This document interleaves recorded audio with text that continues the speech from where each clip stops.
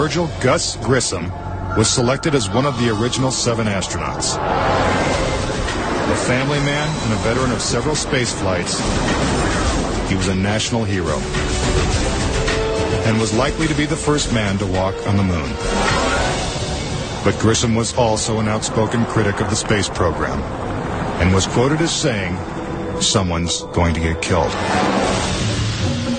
Unfortunately, Grissom's worst fears were soon realized. On January 27, 1967, 2 years before the first moon landing, Grissom and his crew boarded the Apollo 1 capsule for a full-scale simulation. The problems began almost immediately. First, the capsule's communication systems failed. You copy? No, I didn't read your Chuck at all. I can't read your Chuck. You want to try the phone? How do I get the moon? We can't talk between 3 buildings. I can't hear what you're saying. Suddenly, the capsule burst into flames with the astronauts sealed inside.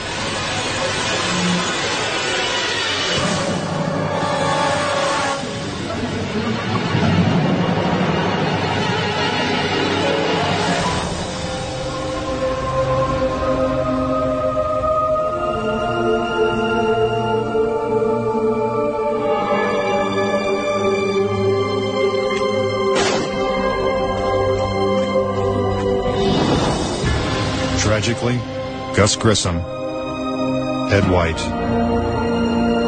and Roger Chaffee lost their lives before ever leaving the launch pad.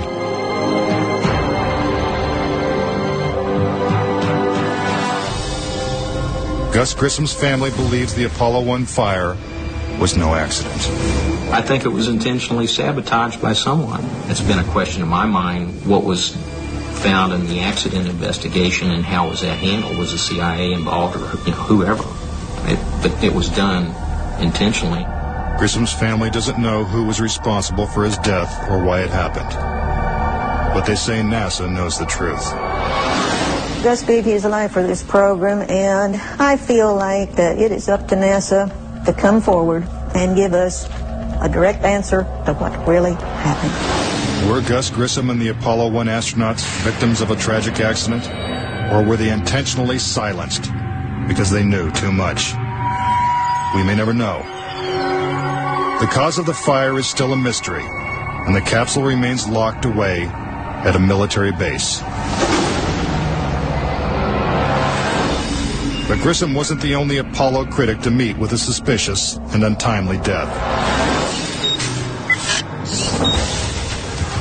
Thomas Ronald Barron was a safety inspector during Apollo 1's construction. After the fire, Barron testified before Congress that the Apollo program was in such disarray that the United States would never make it to the moon. He claimed his opinions made him a target. Has there been any pressure on you by NASA? Nothing. My wife and I were somewhat harassed at home when the first thing broke some time back, but it's gone away now. As part of his testimony, Barron submitted a 500-page report detailing his findings. There was a real fear that the program could be stopped dead in its tracks. Then exactly 1 week after he testified, Barron's car was struck by a train. Barron, his wife, and stepdaughter were killed instantly. I believe that Thomas Ronald Barron was murdered because he had the truth to tell about the Apollo project. Barron's report mysteriously disappeared, and to this day, it has never been found.